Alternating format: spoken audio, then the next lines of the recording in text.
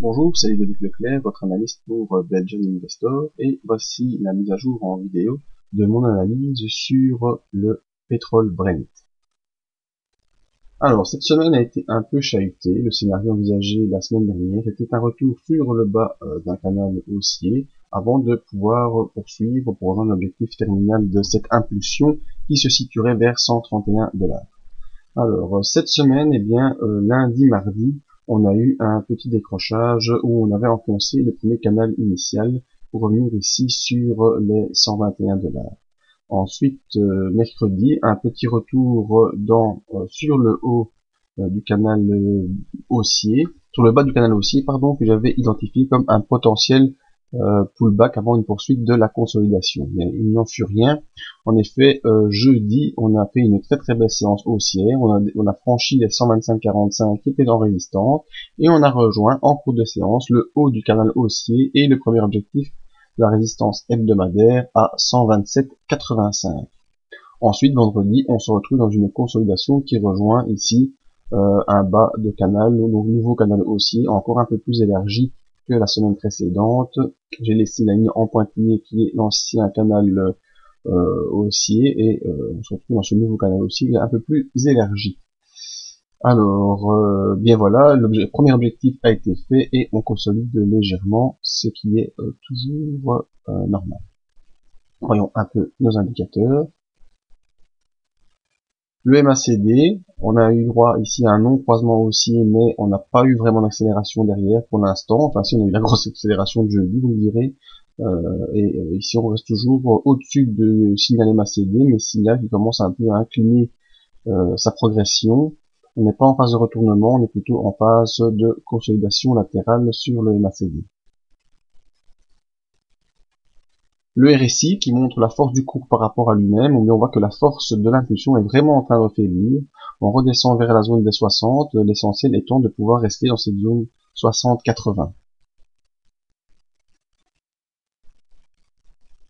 Alors l'OBV qui nous montre les volumes, l'importance des volumes a explosé tout le mois de février, et ici sur cette fin de semaine, il y a encore des volumes acheteurs qui se font, c'est-à-dire que des gens prennent position en plus sur le pétrole actuellement et ne sont pas encore prêts à vendre les achats effectués précédemment, donc on a un espoir de progression par rapport au volume.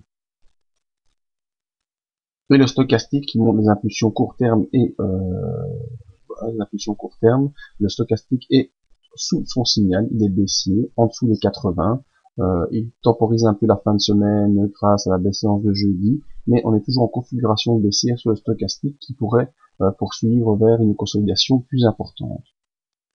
En résumé, le MACD est toujours haussier mais s'affaiblit fortement, le RSI est aussi en train de s'affaiblir fortement, les volumes restent importants à l'achat et continuent à progresser, et le stochastique, lui, est déjà baissier sous son signal.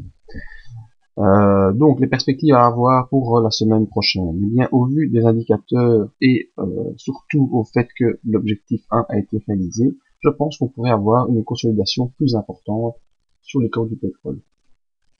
Non, qui dit consolidation ne dit pas retournement. Je vous efface ce scénario de la semaine dernière. Pour vous donner le scénario de cette semaine, j'envisagerai plutôt un contact avec la M20 sous forme de support. Je vais essayer de l'anticiper. C'est jamais facile d'anticiper une mobile, mais actuellement elle est plutôt, je dirais, elle est plutôt comme ça. Donc ce que j'entends pour la semaine prochaine, peut-être lundi, mardi, un retour vers la M20, avant probablement une poursuite de la hausse vers ce premier palier une nouvelle fois qu'on testera à 128 $, avec un probable retour sur les 125 et une poursuite vers les 131 qui reste actuellement mon objectif haussier final. Actuellement, rien qui me fait penser qu'on n'ira pas jusque là. Donc voilà, le scénario pour la semaine prochaine et peut-être déjà début de semaine d'après. Donc pour la première moitié du mois de mars, ce serait plutôt un scénario comme ceci. Maintenant, on restera attentif, mais ça, on le suivra dans les briefings tous les matins. Si on enfonce la M20, eh bien, il ne faut pas oublier qu'on a franchi ici la zone des 113 $ qui était une grosse résistance et qu'on n'est pas revenu dessus depuis pour la tester. peut-être la M50 dans le chemin jouera barrage, mais si une consolidation plus importante se fait, il faudra viser les 113 $, ce qui permettra à toute l'économie de souffler un petit peu. Mais actuellement, au vu des indicateurs et du graphique, le scénario haussier reste valide, avec comme support la M20 en résistance dynamique.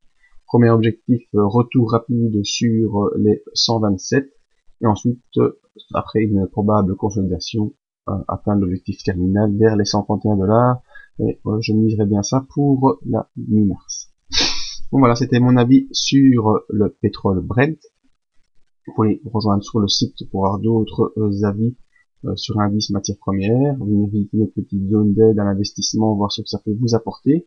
Les formations d'analyse technique sont possibles via Skype, donc que vous habitiez le Canada, la Suisse, la France ou partout ailleurs où on parle français, eh bien je peux vous aider dans votre formation à l'analyse technique.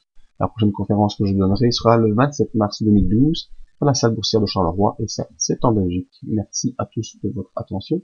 Et à la semaine prochaine pour une nouvelle vidéo. En attendant, il y a des briefings tous les matins sur le site. Au revoir.